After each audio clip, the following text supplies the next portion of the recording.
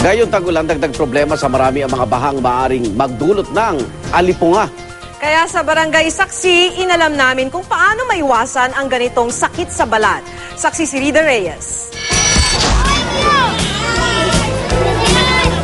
Dahil nasa bahaing lugar, hindi school shoes kundi tsinelas ang laging suot ng mga estudyante sa Barangay Pangulo sa Obando, Bulacan. Kaya maraming estudyante ang inaalipunga. Kung minsan may nagkasabi kami, hindi makapa dahil may alipunga, magang pa dahil may sugat, ayun ako sa baha. Sa tuwing nagkakaroon ng high tide dito sa kalapit na dagat, kailangang lumusong sa baha ng mga bata. Kaya naman di na bago ang pagkakaroon ng iba't ibang klase ng sakit sa paa, gaya na lamang ng alipunga. O mga kids, sino sa inyo nagkaroon na ng alipunga?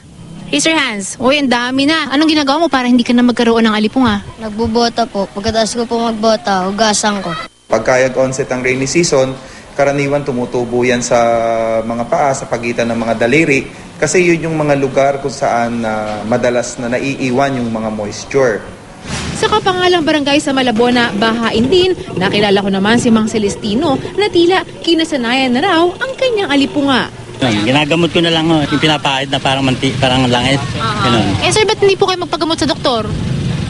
Hindi pa naman malala, ayos pa to. Pero ayon sa mga doktor, dapat antifungal cream ang ipinapahi dito. Dapat ay hindi rin daw ito ipagsawalang bahala. O pwedeng lumaki yung sugat ng iyong paa. Kung magkataon na ang taong dinapuan nito ay isang diabetic, pwede itong mag-lead sa yung tinatawag na diabetic foot o yung pagkabulok ng laman, buto ng paa na maaaring umakyat, posible hanggang tuhod, hanggang hita, na pwedeng mauwi sa pagkaputol ng kanyang paa. Para maiwasan ang alipunga, huwag magsuot ng basang sapatos at medyas at maglagay ng talcum powder sa paa. Kung galing sa baha, agad na hugasan ng paa ng malinis na tubig at sabon. Huwag ding maghiraman ng medyas at sapatos.